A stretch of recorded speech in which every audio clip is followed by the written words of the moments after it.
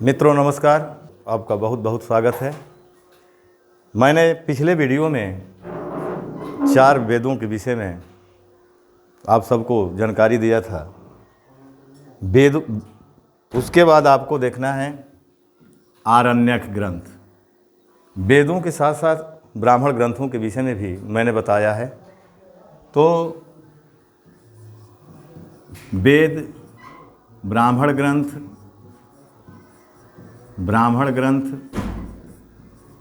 इसके बाद आरण्यक ग्रंथ आते हैं। आरण्यक, उपनिषद,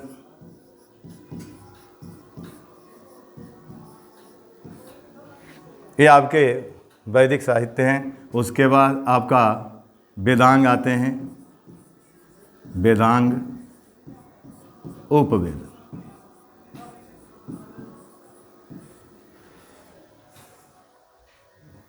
यानी वेदों की संख्या कितनी है? 4 है। ऋग्वेद, यजुर्वेद, सामवेद, अथर्ववेद, जिसको मैंने पढ़ा दिया है। साथ में ब्राह्मण ग्रंथों को भी मैंने पढ़ाया है कि ऋग्वेद का ब्राह्मण ग्रंथ कौन सा है, यजुर्वेद का ब्राह्मण ग्रंथ कौन सा है, सामवेद का कौन सा है, ऐसे करके मैंने पढ़ाया है। तो ये आपका हो गया है। अब इसमें ये देखना है कि जो ऋग्वेद है,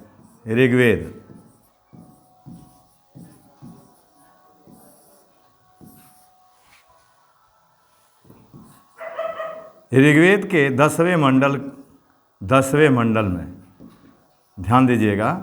ऋग्वेद के 10वें मंडल में, 10वें मंडल के नदी सूक्त में, 10वें मंडल के नदी सूक्त में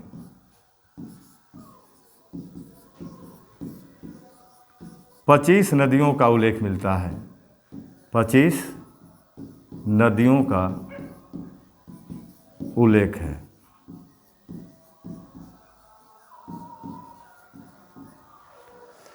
ऋग्वेद के 10वें मंडल के नदी सूक्त में 25 नदियों का उल्लेख है, जिनमें कुछ प्रमुख नदियों का वर्णन किया गया है। उसमें अब हम देख लेंगे कि भाई कौन कौन सी प्रमुख नदियां हैं। तो जैसे मान लीजिए प्राचीन नाम और यहाँ आधुनिक नाम।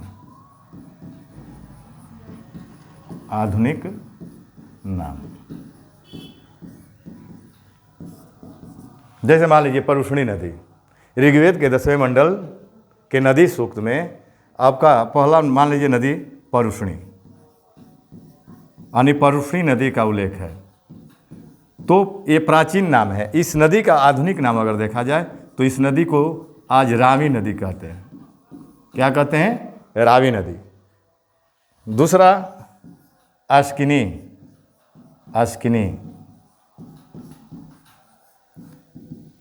प्राचीन नाम है। इसका वर्तमान नाम क्या है?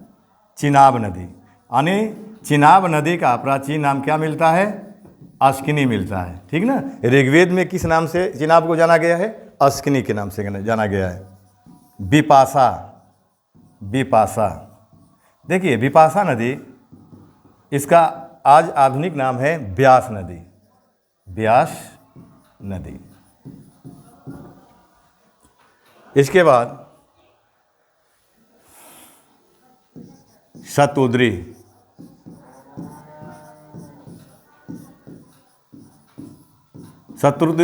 नदी का नाम आपका सतलज नदी है। सतलज नदी।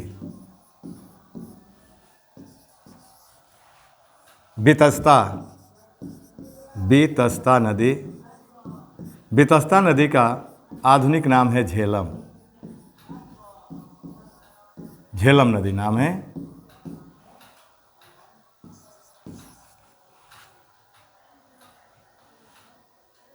गोमल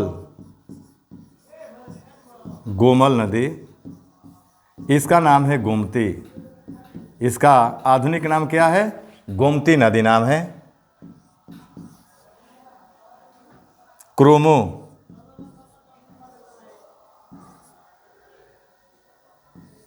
नदी का नाम खुर्रम नदी है। ध्यान दीजिएगा, यानी क्रुमु का नदी का नाम क्या है? आधुनिक नाम क्या है? खुर्रम। यानी खुरम नदी का प्राचीन नाम क्रुमु है, यानी खुरम नदी का ऋग्वेद में नाम क्या मिलता है? क्रुमु मिलता है। उसके बाद कुभा, कुभा नदी,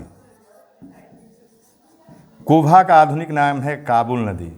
ये अफगानिस्तान में प्रवाहित होती है नदी, काबुल नदी। एक बार और पुनरावृत्ति देख लेंगे। यानी ऋग्वेद सबसे प्राचीन वेद है। इसके 10वें मंडल के नदी सूक्त में 25 नदियों का जिक्र मिलता है, जिसमें कुछ प्रमुख नदियाँ आपको बताया गया है, प्रमुख नदियों के विषय में जानकारी दी गई है। तो हम एक एक नदी के विषय में ही बता रहा हूँ, जो प्रमुख नदियाँ हैं जिनका नाम लेखकों ने लिखा है।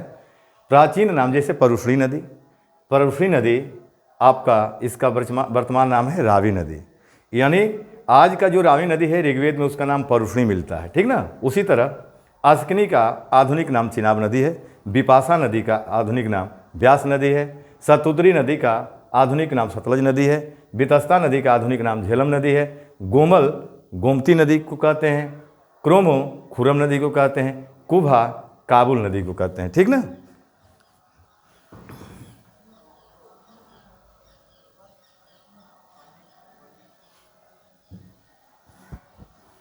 अगली नदी देखेंगे सुबास्तु, सुबास्तु नदी, सुबास्तु नदी, इसका आधुनिक नाम है स्वात। इसका आधुनिक नाम क्या है? स्वात नदी।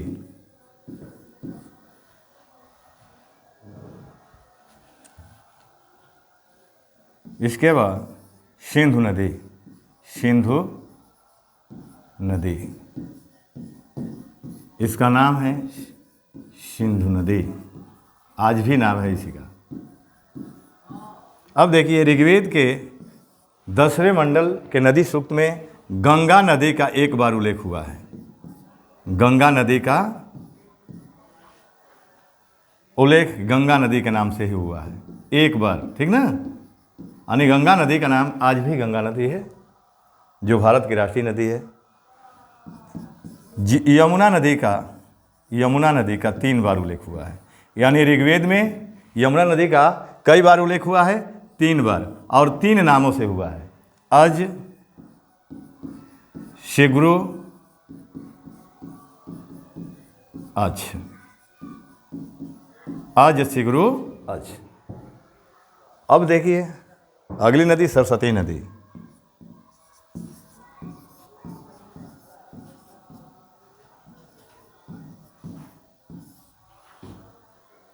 सरस्वती नदी का उल्लेख हुआ है, सिंधु नदी का उल्लेख हुआ है, ठीक ना, सरस्वती के नाम से हुआ है। द्रसद्वती नदी, द्रसद्वती नदी, द्रसद्वती नदी घाघर का प्राचीन नाम है। इसका आधुनिक नाम क्या है? घाघर। यानी घाघर नदी का नाम ऋग्वेद में क्या मिलता है? द्रसद्वती मिलता है। तो इन नदियों के विषय में हमें जानकारी ऋग्वेद के 10वें मंडल में मिलती है। अब देखिए ऋग्वेद में हिमालय का भी नाम मिला है। हिमालय को मुजवंत के नाम से जाना गया है। हिमालय को मुजवंत के नाम से जाना गया है। मुजवंत, यहाँ ध्यान दीजिएगा, नाम से जाना गया है।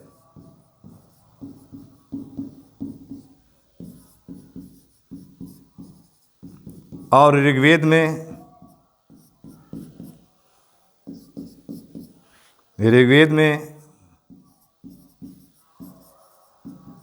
मरुस्थल को धन्व कहा गया है। ऋग्वेद में मरुस्थल को धन्व के नाम से जाना गया है। धन्व, ये जान लीजिए, बहुत महत्वपूर्ण पॉइंट है। यानी ऋग्वेद में मरुस्थल को क्या कहा गया है? धन्व कहा गया है।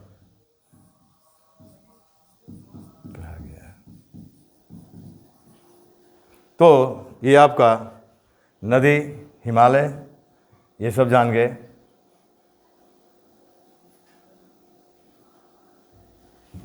अब देखेंगे आरण्यक ग्रंथ। यानी वेद के बाद ब्राह्मण ग्रंथ, उसके बाद आरण्यक ग्रंथ आते हैं। तो आरण्यक ग्रंथ, आरण्यक।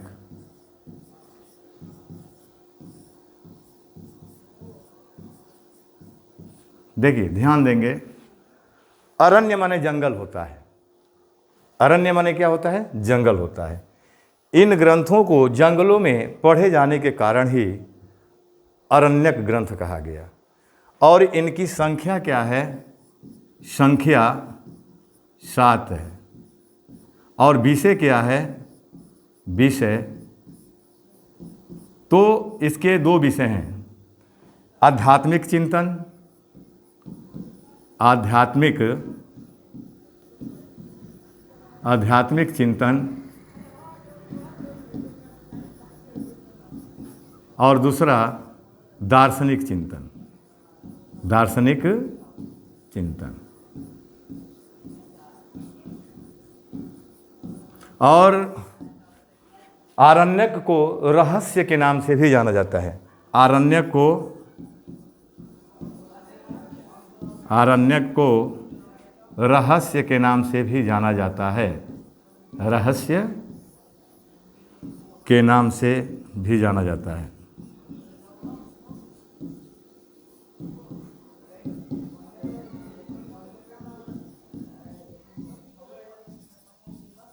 अब इनकी संख्या 7 है। कौन कौन से आरण्यक हैं? तो जैसे मान लीजिए संख्या देख लेंगे। पहला आपका ऐतरेय आरण्यक,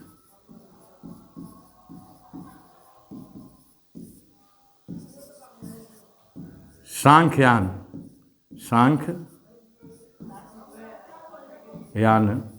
आरण्यक, जैमिनी आरण्यक, मैत्राणी आरण्यक,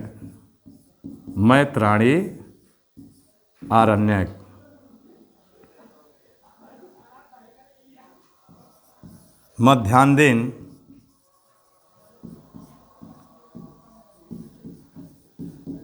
आरण्यक,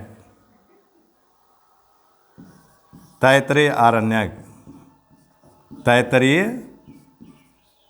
आरण्यक, और तौलाकर आरण्यक। ये देखिए, यही 7 आरण्यक ग्रंथ हैं। यानी 7 आरण्यक, ऐतरेय आरण्यक, सांख्यायन आरण्यक, जैमिनी आरण्यक, मैत्राणी आरण्यक, मध्यांदेन आरण्यक, तैत्तरीय आरण्यक, तौलाकर आरण्यक। अब इसमें ये जो तैत्तरीय देख रहे हैं, तैत्तरीय, इसमें 4 महाजनपदों का उल्लेख मिलता है। कुरु, पंचाल, काशी, विदेह। एक बार पुनरावृत्ति। आरण्य ग्रंथ, इन ग्रंथों को जंगलों में पढ़े जाने के कारण इन ग्रंथों को आरण्यक कहा गया। और जंगल का पर्यायवाची शब्द भी आरण्यक मिलता है। इनकी संख्या कितनी है? 7 है। और इनका विषय क्या है? विषय यानी आरण्यकों का विषय क्या है? आध्यात्मिक चिंतन और दार्शनिक चिंतन है। आरण्यक को रहस्य के नाम से भी जाना जाता है। अब संख्या 7 है तो ऐतरेय आरण्यक है, सांख्यायन आरण्यक है, जैमिनी आरण्यक है, मैत्राणी आरण्यक है, मध्यांदेन आरण्यक है, तैत्तरीय आरण्यक है और तौलाकर आरण्यक है। ये वेदों का ही साहित्य आरण्यक होते हैं, जैसे ब्राह्मण ग्रंथ होते हैं, उपनिषद है।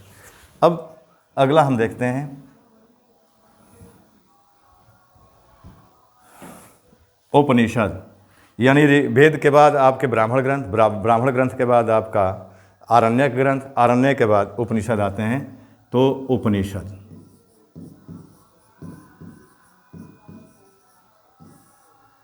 देखिए, उपनिषद उपधन निषद यानी 2 शब्दों के योग से बना है। उप धन निकट यानी निषद, उप धन निषद। उप माने निकट होता है। उप माने क्या होता है? निकट। और निषद का मतलब होता है समीप बैठ करके, गुरु के निकट बैठ करके ज्ञान ग्रहण करना होता है। ठीक ना? ज्ञान ग्रहण करना। तो निकट ज्ञान ग्रहण, इसका मतलब कि गुरु के निकट बैठ करके ज्ञान ग्रहण करना, यानी उपनिषद का अर्थ क्या होता है? गुरु के निकट बैठ करके ज्ञान ग्रहण करना। अब देखिए संख्या, यानी पूछता है कि मूल उपनिषदों की संख्या कितनी है। तो मूल उपनिषदों की संख्या अगर पूछता है, मूल उपनिषद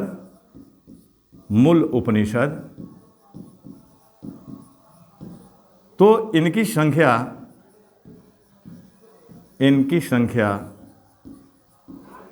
यानी 13 मिलती है। कितनी है? संख्या 13 है। लेकिन कुल उपनिषदों की संख्या पूछ देगा।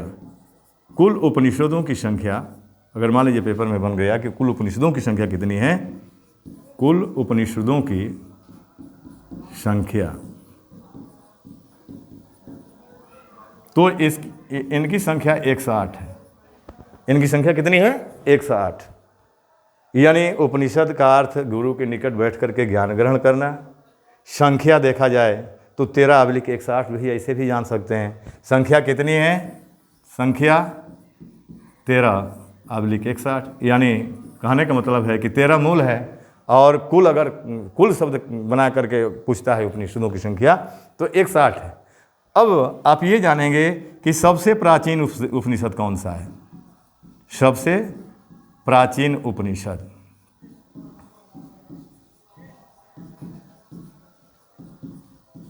तो सबसे प्राचीन उपनिषद बृहदारण्यक है।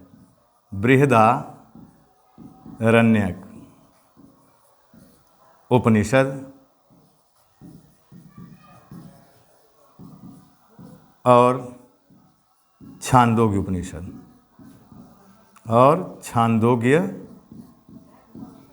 उपनिषद।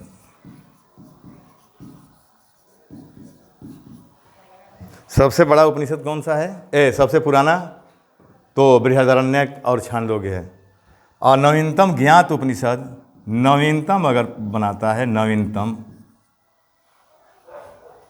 नवीनतम तो मुक्तिका उपनिषद है। मुक्तिका उपनिषद तो सबसे प्राचीन। अब ऐसे ही प्रश्न बनता है कि सबसे बड़ा उपनिषद कौन सा है?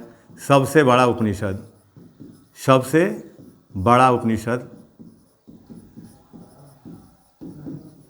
तो सबसे बड़ा उपनिषद बृहदारण्यक उपनिषद है। कौन सा है? बृहदारण्यक उपनिषद।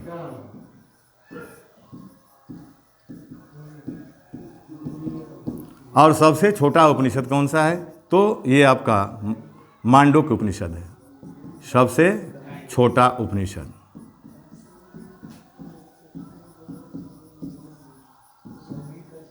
मांडूक्य उपनिषद है। मांडूक्य उपनिषद।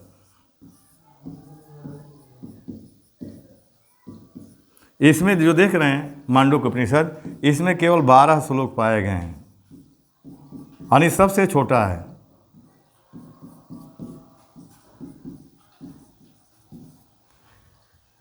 एक बार ध्यान देंगे, उपनिषद का अर्थ होता है गुरु के निकट बैठ करके ज्ञान ग्रहण करना। संख्या मूल अगर प्रश्न बनता है तो 13, कुल उपनिषदों की संख्या है 13। लेकिन अगर कुल उपनिषदों की संख्या पूछता है तो 108। मूल उपनिषद 13 और कुल 108। सबसे प्राचीन उपनिषद कौन सा है? तो बृहदारण्यक है, छांदोग्य है। और सबसे नवीनतम ज्ञात उपनिषद मुक्तिका उपनिषद है। सबसे बड़ा उपनिषद बृहदारण्यक है। एक तो ये पुराना और नवीनतम ये यहाँ हुआ, यहाँ बड़ा छोटा देख लेंगे। सबसे बड़ा उपनिषद बृहदारण्यक उपनिषद है और सबसे छोटा मांडूक्य उपनिषद है। इसमें 12 श्लोक ही पाए गए। अब उपनिषदों में कुछ कथन मिलते हैं जिसको आप जानेंगे।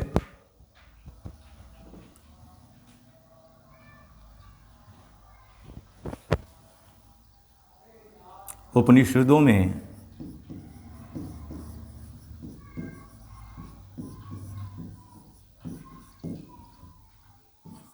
उल्लिखित वाक्य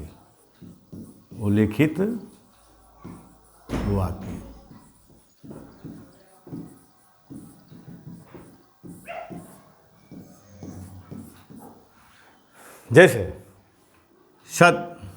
सत्यमेव जयते, ये कथन हो गया और यहाँ संबंधित उपनिषद हो गया। ऐसे सामान्य रूप से जानिए, संबंधित उपनिषद।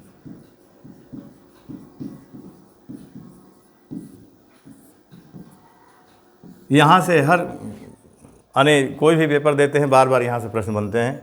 जैसे आपका सत्यमेव जयते, सत्यमेव जयते, ये किस उपनिषद से लिया गया है? सत्यमेव जयते किस उपनिषद से लिया गया है? तो ये मुंडको उपनिषद होगा।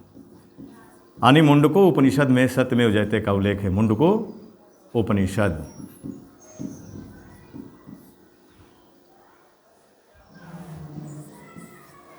अस्तो मां सद्गमे, अस्तो मां सद्गमे, अस्तो मां सद्गमे, ये किस उपनिषद में से लिया गया है? अस्तो मां सद्गमे, तमसो मां ज्योतिर्गमे, मृतो मां मृतम गमे, ये किस उपनिषद से लिया गया है? तो इसका आंसर होगा बृहदारण्यक उपनिषद। बृहदारण्यक उपनिषद। यज्ञ टूटी हुई नौका के समान है। यज्ञ टूटी हुई नौका के समान है।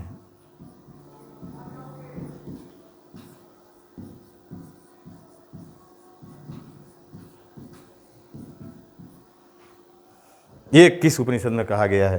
यानी यहाँ कर्मकांड का विरोध किया गया है। यज्ञ टूटी हुई नौका के समान है। तो ये आपका मांडूक्य उपनिषद है। मांडूक्य उपनिषद में ऐसा कथन मिलता है कि यज्ञ टूटी हुई नौका के समान है। अगला मत देखेंगे, यम और नचिकेता संवाद। यम और नचिकेता संवाद, ये किस उपनिषद से लिया गया है? तो ये कठोपनिषद है। कठोपनिषद, कठोपनिषद। अगला मत देखेंगे, सदा सत्य बोलो। देखिए थोड़ा यहाँ ध्यान दीजिएगा, कठोपनिषद में ओम के महात्म्य का भी वर्णन मिलता है। ओम, तो यहाँ जान लीजिएगा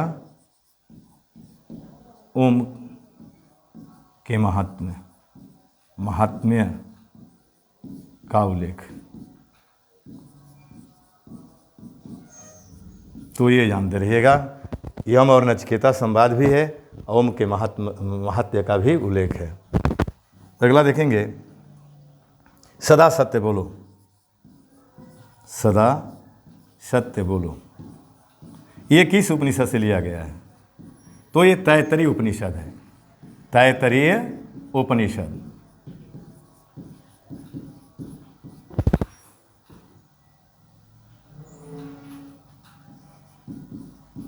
ब्रह्म के स्वरूप की चर्चा, ब्रह्म के स्वरूप की चर्चा किसमें किया गया है? स्वरूप की चर्चा, तो इसका भी आंसर होगा तैत्तरीय उपनिषद होगा। ठीक,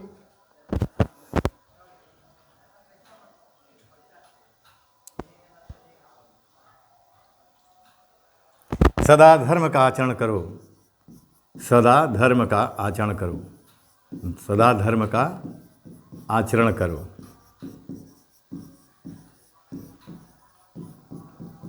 ये भी कथन आपका तैत्तरीय उपनिषद है। तैत्तरीय उपनिषद।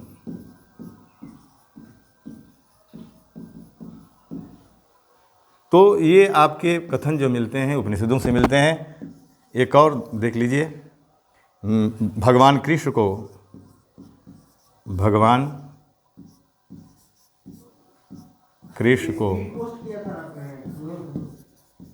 घोर अंगिरस का शिष्य, भगवान कृष्ण को घोर अंगिरस का शिष्य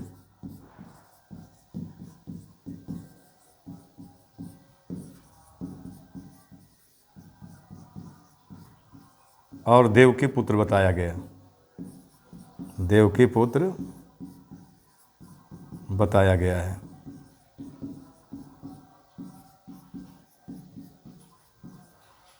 तो ये इसका आंसर होगा छांदोग्य उपनिषद। छांदोग्य उपनिषद। अब देखिए यहाँ ध्यान देंगे आप, बुध के अष्टांगिक मार्ग का उल्लेख भी इसी में है। बुध के अष्टांगिक मार्ग का उल्लेख, अष्टांगिक मार्ग का उल्लेख किसमें है? छांदोग्य। इसका भी उल्लेख छांदोग्य उपनिषद में है।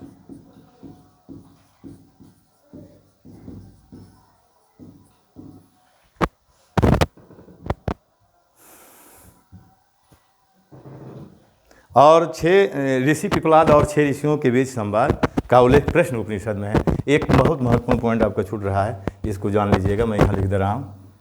यानी 10 नंबर देख लीजिए, ऋषि पिपलाद है,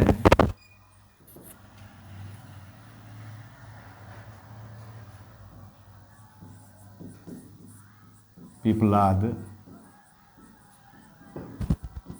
और 6 ऋषियों के बीच संवाद, और 6 ऋषियों के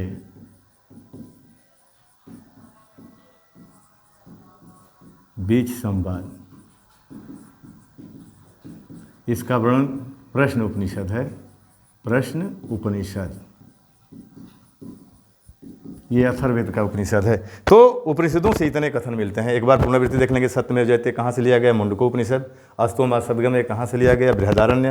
यज्ञ टूटी हुई नौका के समान है, ये किस उपनिषद से लिया गया है? तो आपका मांडुक्य है। यम नचिकेता संवाद कठोपनिषद है, इसमें ओम के महात्म्य का भी उल्लेख मिलता है। सदा सत्य बोलो किस उपनिषद से लिया गया? तो तैत्तिरीय उपनिषद से लिया गया। ब्रह्म के स्वरूप की चर्चा किस में है? तो तैत्तिरीय उपनिषद में है। सदा धर्म का आचरण करो, तैत्तिरीय उपनिषद में कहा गया है। भगवान कृष्ण को घोर अंगिरस का शिष्य और देवकी पुत्र बताया गया है, छांदोग्य उपनिषद। और बुध के अष्टांगिक मार्ग का उल्लेख कहाँ मिलता है? छांदोग्य उपनिषद।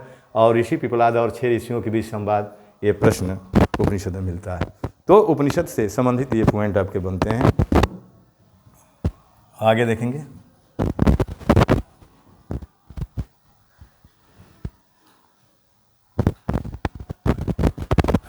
आरण्यक, इसके बाद वेदांग। देखिए वेदांगों की संख्या कितनी है? 6 है। यानी इसकी संख्या कितनी है? 6।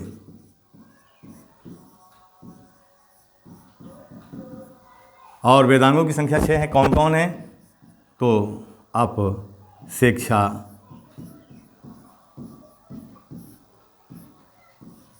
निरुक्ति, व्याकरण, ज्योतिष, छंद, कल्प, यानी यही आपके 6 वेदांग हैं। यानी वेदांगों की संख्या कितनी है? 6। शिक्षा, निरुक्ति, व्याकरण, ज्योतिष, छंद, कल्प। अब देखिए इसकी तुलना जो है पाणिनि ने अंगों से किया है। वेदांग का मतलब कि वेदों का अंग, वेदांग का मतलब कि वेदों के ये अंग है 6, ठीक ना। अब कौन कौन से अंग हैं इसके विषय में पाणिनि ने क्या बताया? पाणिनि का नाम आप लोग जानते होंगे। पाणिनि की प्रसिद्ध रचना है अष्टाध्यायी। पाणिनि की प्रसिद्ध रचना क्या है? अष्टाध्यायी। तो पाणिनि के अनुसार शिक्षा का जो संबंध है नाक से है, नाक से।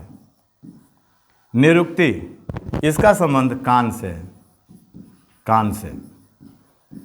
व्याकरण का संबंध मुख से है। देखिए ये अंग है ना, तो व्याकरण का संबंध मुख से है। ज्योतिष का संबंध आँख से है, ज्योतिष का संबंध आँख से है। छंद का संबंध पैर से है, पैर से। और कल्प का संबंध हाथ से है। तो ये वेदांग क्या है? वेदों के अंग को ही वेदांग कहते हैं, ठीक ना। शिक्षा, निरुक्ति, व्याकरण, ज्योतिष, छंद, कल्प। शिक्षा, पाणिनि के अनुसार शिक्षा किस अंग से ये संबंधित किए हैं? शिक्षा को नाक से, निरुक्ति को कान से, व्याकरण को मुख से, ज्योतिष को आँख से, और छंद को पैर से, कल्प को हाथ से। अब ये जो देख रहे हैं छंद, हिंदी में भी आप पढ़े होंगे छंद। अब छंद का यानी प्रणेता कौन है? यानी छंद का प्रणेता, तो छंद का प्रणेता पिंगल ऋषि को माना जाता है, पिंगल मुनि को माना जाता है। और पिंगल मुनि ये जानते हैं कौन थे? पिंगल मुनि ये पाणिनि के छोटे भाई थे। पिंगल मुनि पाणिनि के छोटे भाई थे। तो वेदांग भी जान गए। अब आइए आपका उपवेद देखेंगे। उपवेद, उपवेद देखिए, उपवेदों की संख्या 4 है। संख्या कितनी है? 4 है। अब वेदों के भी उपवेद होते हैं। वेदों को तो ही उपवेद होते हैं। तो पहला लिख लेंगे ऋग्वेद, ऋग्वेद। दूसरा यजुर्वेद,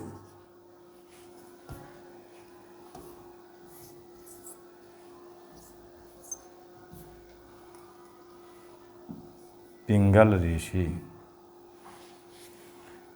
संख्या 4, यहाँ वेद लिख लेंगे और यहाँ उपवेद लिख लेंगे। उपवेद, यहाँ ध्यान दीजिए। तो वेद में पहला वेद आपका ऋग्वेद है। पहला वेद क्या है? ऋग्वेद। और ऋग्वेद के उपवेद का नाम है आयुर्वेद। आयुर्वेद किस वेद का उपवेद है, का नाम है? उपवेद है। प्रश्न यदि बना दिया जाए कि आयुर्वेद उपवेद किस वेद का उपवेद है, तो आप जानते रहेंगे, तभी आप कर पाएंगे कि ऋग्वेद का आपका है। तो ऋग्वेद का आपका जो उपवेद है आयुर्वेद है, आयुर्वेद। दूसरा यजुर्वेद, यजुर्वेद। यजुर्वेद के उपवेद का नाम धनुर्वेद है, धनुर्वेद। तीसरा सामवेद। सामवेद के उपवेद का नाम है शिल्पवेद, शिल्पवेद। चौथा अथर्ववेद, अथर्ववेद। और इसके उपवेद का नाम है गंधर्ववेद, गंधर्ववेद। तो आज यहीं तक इस वीडियो को रहने दिया जाए। शेष अगले वीडियो में। आप सबको बहुत बहुत धन्यवाद।